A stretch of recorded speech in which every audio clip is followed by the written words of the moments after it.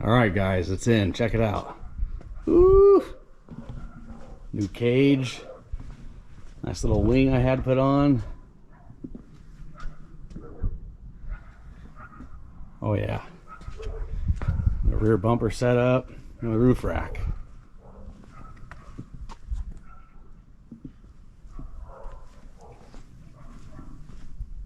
It's gonna be nice. All we gotta do is pull this one out, get the Yamaha out of here, put the Can-Am on the lift, and get going.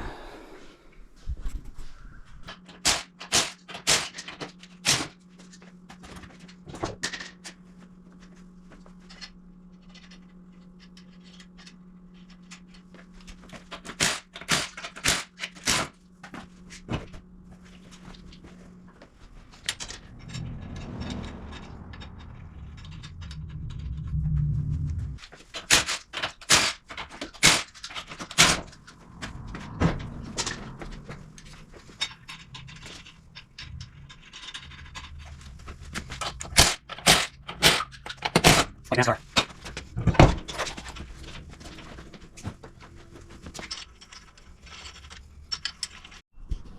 So apparently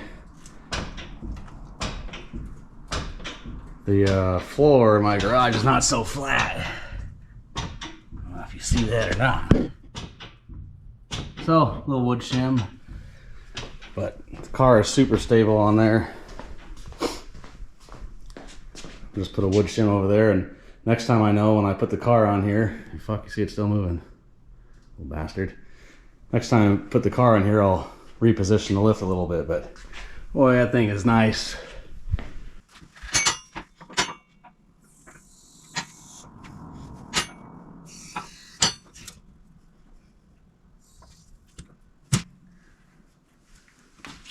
There we go. All the way down.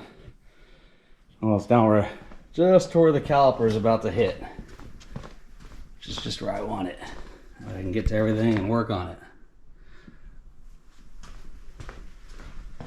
You know, so the cage is coming off, doing a bed delete. Whole front of the car is coming off here. New doors, those aren't here yet. Quite the project. All right, as you can see, I got the cage off. Oh, a lot of plastic shit. Stuff everywhere. I got the front end off because I'm doing the metal, what do you call it, the Fast Lab radiator guard. I'm doing the Geyser Performance. You know, all this stuff here. I'm a little frazzled right now. It's been a pain in the butt. So, first of all, I can't believe how paper thin this crap is. The old cage slid into this spot. I didn't pay attention when I got the Madigan cage.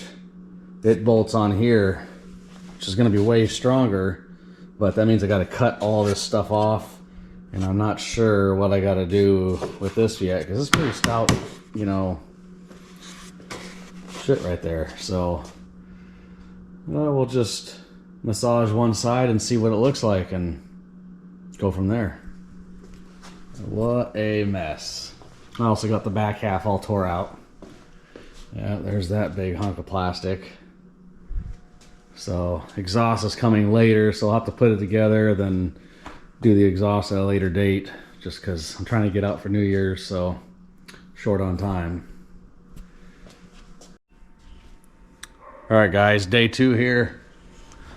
So it's been a little bit more work than I thought. It's definitely not just a simple bolt on, but that's cool. So that's what we're working with. Had to cut all this out.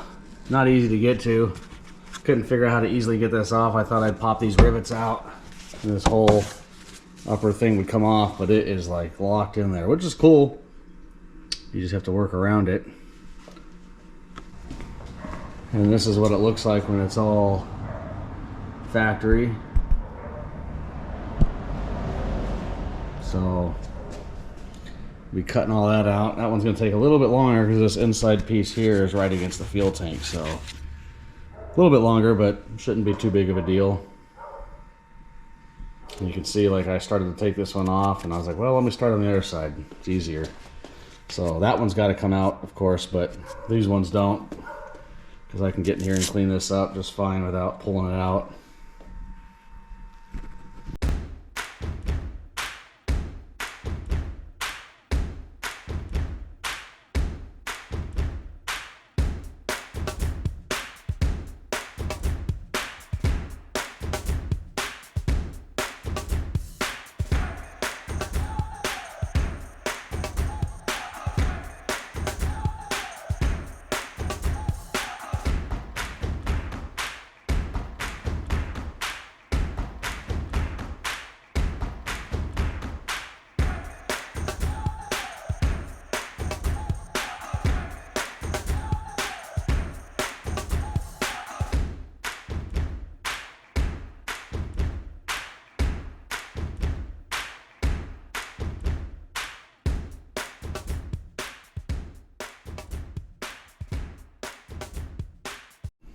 Okay, there's the pieces I just cut off. That's that part of the bracket. That little chicken shit crap is where the stock cage bolted into. I mean, it's just garbage. It's crazy to think that there's companies that make aftermarket cages that bolt back into this paper thin stuff. That's where it sat. So on the other side, I started out by using a cutoff wheel because I thought it would be better, but this whole thing here is next to impossible to get out. I mean, I'm sure it comes out, I just didn't care to try too much. But I then found out that using the Sawzall, as long as you laid it flat and got it on the weld, it actually cut it much better, and then there's no cleanup. So that's the route I went. Now I don't know if I'm gonna have to trim any of this up in order for the cage to slide in. Guys, if you want to have a lot of tools, you know, there's another impact down there. If you want to have a lot of tools, just buy toys. That's the excuse. Buy your toys, and you gotta have tools to fix the shit. At least that's my excuse. Alright guys, here we are. All bolted up. Worked out pretty good. That's the back. So this one back here, that guy, can't get the washer on there, but just take a piece of tape and stick the nut to your finger and shove your hand back there, and you can get to it. It's way back there. Of course, could have taken all this stuff off, but I'm freaking lazy and didn't want to mess with that. So got the these deals mounted up, got the rear bumper put on, got Madigan's toe plate put on. That was kind of a pain in the butt. And then I bolted the cage down, not realizing that the bumper tie-in was at the cage right here. So of course, you know, helps to think shit through. I get into putting stuff together and I just run. Sometimes I don't look at what needs to be done entirely. So anyway, it all went together pretty well. All right, so got the bed delete kit put in. They're super sturdy. I don't move. Oh, dirty. Good to go. So the bed delete kit did not work with the bumper from Madigan that bolts up to their cage. I was told that there would be no interference, but you can see it's supposed to bolt in up there. So I just clamped it in place, marked it, drilled a couple new holes. Oh, worked out pretty good. No big deal. So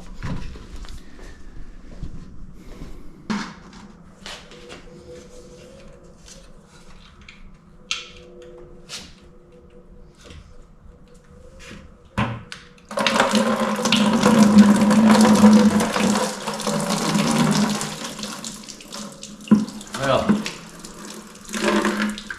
that was a lot messier than I wanted it to be.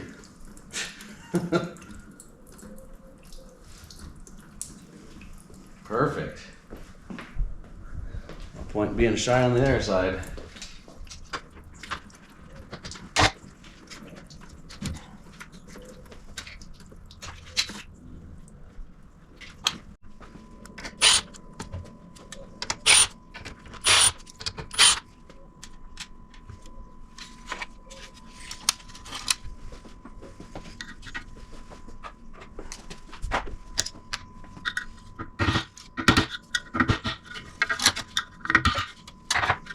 Attention zero. No, that's all trash.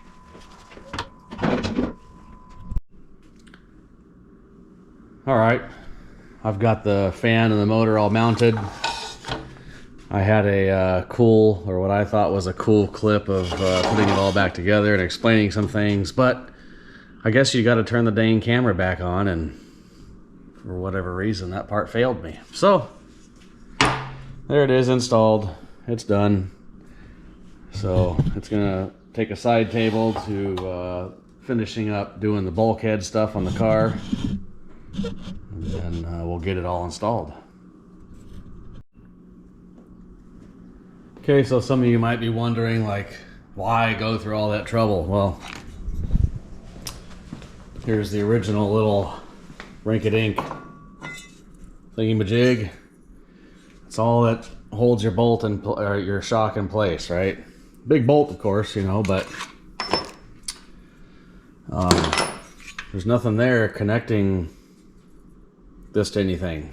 It's just like a massive fucking washer. So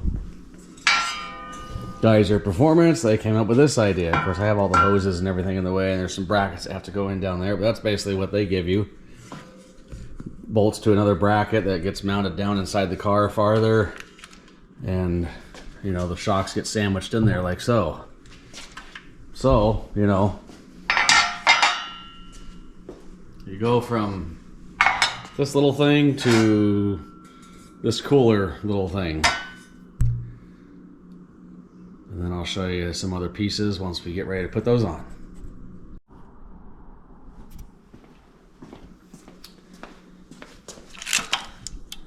Okay, so you can see that big old bracket there. It's tied into the A-arm bolt, and now to this factory plate here. So much stronger. Then this plate bolts to that on the back side over here. Can't see very well, there's not very much light back there.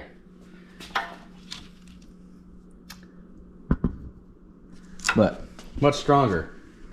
And that was all that was holding that A-arm span together. From this arm to the other arm was this piece. So that bulkhead setup's pretty darn strong.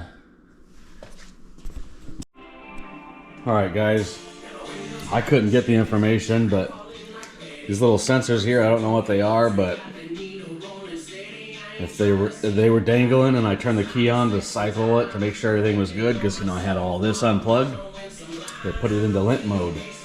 Couldn't find anything online on what exactly this sensor was, but when you cut this factory part of the frame out to put the aftermarket cage in, you got to remount this yourself. I think Geyser makes a bracket that will locate this for you, but I'll just put it on this this big plastic bracket here. This thing's pretty stout, so yeah, that's what I did. Don't leave them dangling. Damn car won't work. Don't zip tie it up. The sensor's got to be facing forward, I guess. I've heard it's because of the smart shocks. Another guy told me it's an accelerometer sensor. I think everybody's just talking out their ass because I get different answers. So that's where we're at.